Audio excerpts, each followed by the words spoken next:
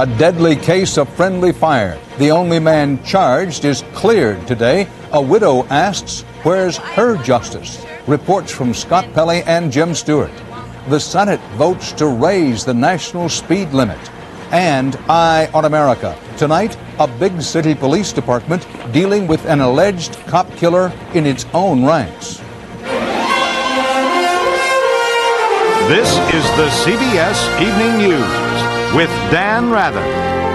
Good evening. The U.S. military closed the book today on a series of mistakes in the skies over Iraq. No one has taken responsibility for anything. No one is found guilty in court of anything.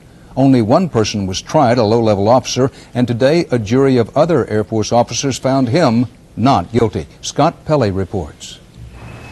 Captain James Wang, acquitted on all charges, walked out of his court-martial and immediately leveled an indictment of his own. The fight's nowhere near over. The Air Force needs to have another investigation. The Air Force hasn't done everything it can to prevent this from happening again. This was one of the worst friendly fire disasters in U.S. history. Over Iraq, good weather, broad daylight. 2 F-15 fighters launched missiles into a pair of Army helicopters. One explodes at the bottom of the screen. 26 dead. The attack was monitored by a radar plane. Wang was the supervisor. He was charged with failing to warn the F-15s. At trial, Wang said he didn't see the helicopters on radar and was obligated to take the word of the fighter pilot who identified the choppers as Iraqi. Testimony revealed the fighter pilots violated orders and the radar crew was careless. One senior officer on the flight fell asleep during the mission.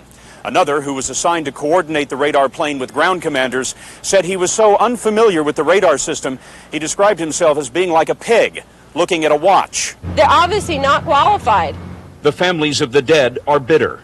Kay Mouncey's husband was one of the helicopter pilots. I have a little daughter that's 3 years old that will never know her father because of their actions. Jim Wang is going to go home tonight and play with his children.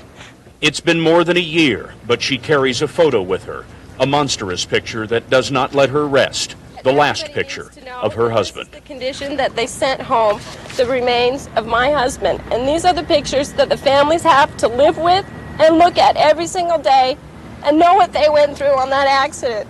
They are military families who feel betrayed. She was quite an achiever. Retired Colonel Danny Piper is true blue Air Force. He flew the hostages home from Iran, then put a son and daughter through the Air Force Academy. 25-year-old Laura Piper was on one of the helicopters. The investigation, her father says, amounts to a cover-up. That's not a very professional investigation. That's not thorough. That's not a vigorous pursuit of the truth. The families and Wang are asking Congress to investigate.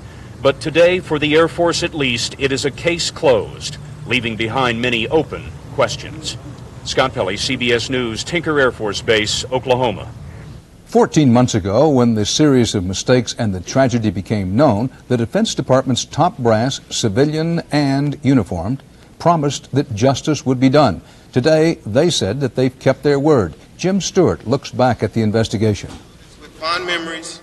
The dead were not yet buried, the tears not yet dry. When the Pentagon admitted the obvious in this case of mistaken identity, someone had screwed up badly. Months later, it was clear just how bad. There were a shocking number of instances where individuals failed to do their jobs properly. Yet when all was said and done, just one man faced a court-martial only to walk away. And the Pentagon was left today to stammer its insistence that justice was served. That is not correct, and no one is being punished. There have been many officers held accountable. Many officers' careers were very adversely affected. But the Pentagon's final report card reads more like a bureaucratic wrist slap.